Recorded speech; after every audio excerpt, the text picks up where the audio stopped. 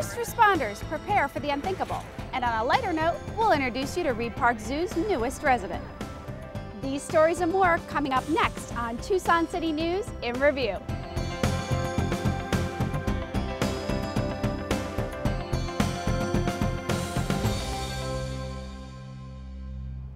Hi, I'm Lane Mandel, and welcome to Tucson City News in Review, where we look back at the stories Tucson 12 has produced over the last few weeks. In our first story, when disaster strikes, getting help quickly to those who need it the most can sometimes mean the difference between life and death. In a scenario that puts the Metropolitan Medical Response System, or MMRS, to the test, it's all hands on deck. That's already been assigned and okay. Directing this full-scale exercise is Tucson Fire Captain Christopher Bloom. We have every agency from Rio Rico, Northwest Fire, Sierra Vista, Green Valley, Border Patrol, the Air Force is here, the Air National Guard is here. The action centers around an imaginary soccer game at High Corbett Field. So they're having a nice charity event for the firefighters. Everybody's doing really good. There's about 3,000 folks here, okay? They're all watching the event.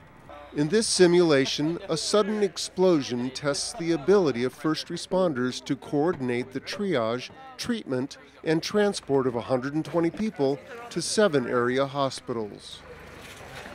Bleeding control. So they I don't see a tourniquet right now. How you doing, sweetheart? Well, what we're going to be looking for is a continuity of movement among the agencies. Our interoperability, our ability to utilize common nomenclature, common terminology, communications, our communications effort has to be synchronized. The obvious question, is MMRS prepared? Oh, absolutely, but we have to exercise it. We have to make sure that if we do have deficiencies, we identify them now, before the event. Captain Bloom says first responders have a lot of pride in their ability to work together during difficult emergencies, to use their skills to get the community back to normal.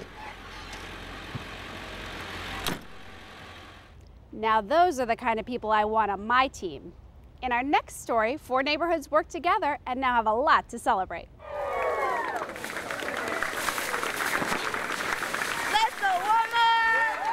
There was a lot to cheer about when the city's South Side scored its 3rd new store in 18 months. Costco, Curacao, and... I'm here to welcome Walmart to the Bridges and Marketplace. And to everyone that's here today, I want you to understand this is more than the opening of a Walmart, which in itself is very significant. This is part of a bigger vision for this area of Tucson. Just 4 years ago, this area was covered in weeds and wildcat dumping. Now you look over to your right, you got a Costco, and now you look over here to the left, and you have a Walmart. And pretty soon you're going to have 3 or 4 other stores in this area. 3, 2, 1,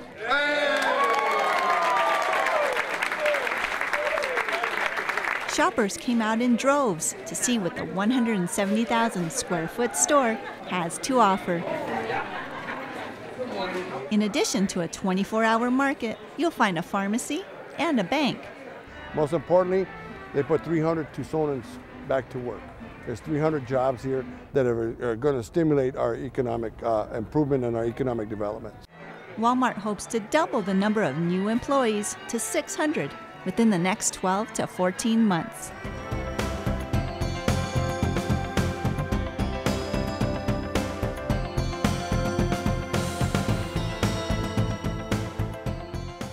The city is celebrating some prestigious awards. For the 17th year in a row, the Department of Procurement has received the Achievement of Excellence in Procurement Award. The department tied with one other agency for the highest overall score nationwide. And Tucson has been named the Municipality of the Year by the Arizona Recycling Coalition. The award recognizes the city's excellence in promoting recycling and waste diversion through public education. The holiday season is here, and with it comes lots of good food. One place to find it is the Cardog Community Kitchen, where Chef John dishes out more than just a good meal. We have 4 banquets today, ranging from 75 to 200. We run a beautiful program where we have trained individuals to come in and learn culinary skills that they can take out into the industry. Roasting chicken, if you could all turn on to page 386, We have people that have come to us that have been homeless for some time and actually come into our program, learned our skills, and now are able to go out into the industry and apply for some great jobs, from prep cooks to dishwashers to line cooks. We're going to start sauteing those, and we're going to add some wonderful seasonings to them, and then we're going to add the rice, okay, and make this big, beautiful pan of vegetable fried rice.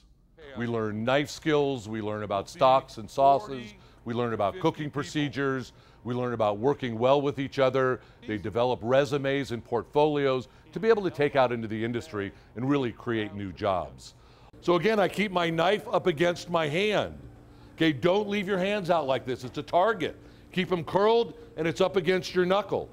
Right now, on top of the learning, they are also helping us to serve and create 14,000 meals that are going out every month for families and people in need. Okay, so if we look at this, overall, our cuts look uniform, and they've been amazing. We've had people from 20 years old to 75 years old come in and help us out. Use Mother Nature's scoop. We also call that our fingers. Part of our program also has a life skills and a job skills part that has really been helpful to them, to be able to know how to work out in the workplace, to work well with others, to really understand what it's like to be part of a team. Is I'm going to just sacrifice a layer of onion, okay, and then you're going to take off this whole layer and become good working individuals with good work ethic, good knife skills, and a real determination to make a difference in their own lives as well as in the others. Okay, now you can roll it down, roll it down. Yep, those are nice cuts right there. We had one student that said they hadn't had 10 great weeks like this for themselves in a long time, and this program really made a difference in their life. So, excuse me, but it's really been nice to see these people grow. Remember, they've come such a long way, and I'm so proud of each and every one of them that has been part of our program. The tip goes down, you're on your own. Yeah, nice. You're in. Nice job. That is such a great program. Now, with all the talk of food, let's meet a consultant who specializes in great places to walk it all off. When you're looking for ideas to enhance the pedestrian experience, you might start with Peter Lagerway. How do we be smart about spending our money? One of the things that we want to do is focus on those changes that are going to reduce the number of pedestrian crashes. Peter is a streetscape multimodal expert from Seattle. He came to Tucson to lead a walk and talk hosted by the Living Streets Alliance. The goal? To examine the walkability of downtown. Over the last 15 years, there's been a lot of research done to determine what we need to do to improve pedestrian safety. In attendance were urban planners, business owners, merchants, and neighborhood and government representatives. After reviewing the basics, it was time to get out to the sidewalk to take a look around. There's a lot of good things going on right here. So why don't we I'm going to look for volunteers. If nobody volunteers, I'll start pointing to people. So what are some of the good things happening? Ground level retail. Ground level retail. Thank you very much. What else? Early white sidewalk. Yeah, nice wide sidewalk. What else? To see what else, the group walked and talked up and down Congress, looking for features that make walking downtown an enjoyable experience. They found artwork, shade trees, and windows fronting the sidewalk. Near the curb, there were bike racks and planters that act as traffic buffers, ramps at the cross streets for accessibility, and bump outs that work to narrow the street and slow traffic. And there was more. When you have a streetcar route, certainly one of the things you want to look for is ways to activate the street. How do we get more people living downtown, for example? I saw a couple examples just walking around of some really good mixed-use development that have come into the downtown area recently. And so it's that kind of infill, that kind of redevelopment, kind of repopulating the downtown area that's going to contribute to making the streetcar a success. When you add it all up, participants on this tour appeared to agree. This streetscape has the ingredients to get downtown humming.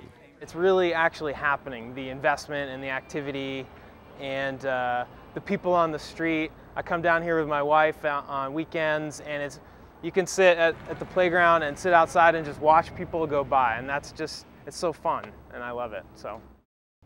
Now, if sidewalks aren't your style, let me introduce you to someone who's hit the trail for more than 70 years. I'm in the slope, making my way up to the top of the mountain there.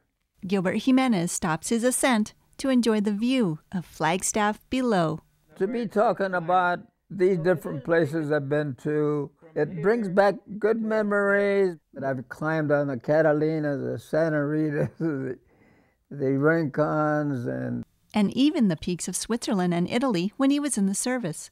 A World War II veteran, Mr. Jimenez started hiking with his father when he was very young.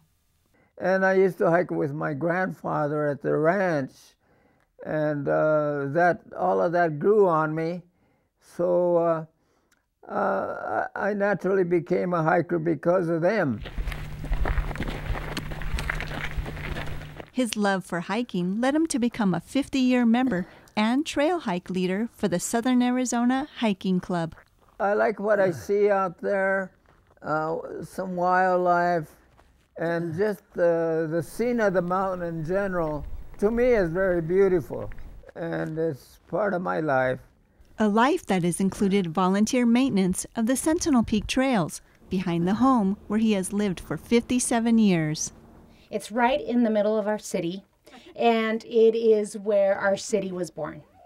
So it is a wonderful, meaningful place for the city of Tucson, and it is very meaningful to add the name of Gilbert Escandon Jimenez. With a trail named in his honor. 3, 2, 1. Mr. Jimenez's dedication to the Sentinel Peak Park is celebrated by family and friends. We're here to support my dad and my mom, and we're just so absolutely proud of you, Dad. You taught us a love for this desert. Mr. Jimenez taught more than that, as an old hiking buddy reminisces. And so we started up that chimney, and Gilbert says, "Put your hand here." He says, "Put your foot there. Put your hand here. Put your foot there." And that's the way I got to the top. With memories to last a lifetime, Mr. Jimenez is again enjoying the view from up top. My friends and my hiking buddies, men and women, I thank you what you've done for me and my family. And at 87 years old, Gilbert Escandon Jimenez offers some sage advice. Hiking is good for you. It's good for the mind, it's good for the soul, good for the body. So just keep on hiking and you won't be sorry. You'll live to be older than me. Thank you.